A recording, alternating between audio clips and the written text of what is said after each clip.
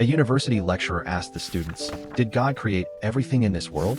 Many students answered, "Yes, God created everything in this world."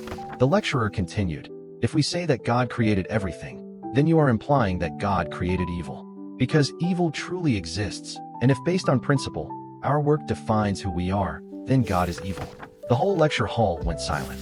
Finally, a student raised his hand and said, "Professor, I want to ask you a question. Does cold exist?" The professor replied, "What a strange question you ask. Of course cold exists." The student said again, "Professor, in fact, cold does not exist. According to the laws of physics, what we call cold is actually the absence of heat. Absolute zero, about minus 270 degrees Celsius, is the complete absence of heat.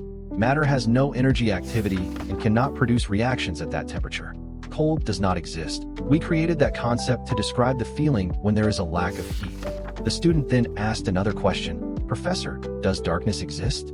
The lecturer replied, "Oh, of course darkness exists." The student said, "You are mistaken. In fact, darkness is the total absence of light. We can study light, but we cannot study darkness. We can measure light, but we cannot measure darkness. We cannot say exactly how much darkness there is in a given space. We can only measure the amount of light. Darkness is a term that humans use to describe what happens when there is no presence of light. So now may I ask you, does evil exist?" At this point, with a puzzled look, the lecturer replied, "Of course evil exists. I see it every day. Murder, war, crime, and inhumane acts among humans prove that evil exists. These things are precisely evil." The student interrupted, "Evil does not exist. Professor, evil is simply the absence of goodness. Evil is like darkness and cold.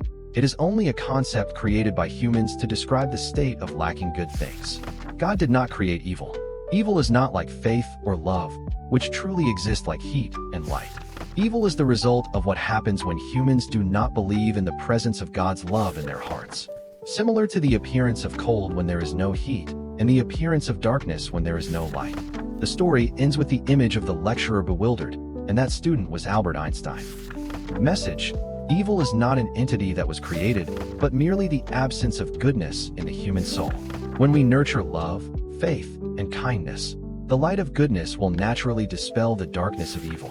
Therefore, instead of fearing or resenting the existence of evil, each person should focus on spreading what is good, for that is the most practical way to change the world.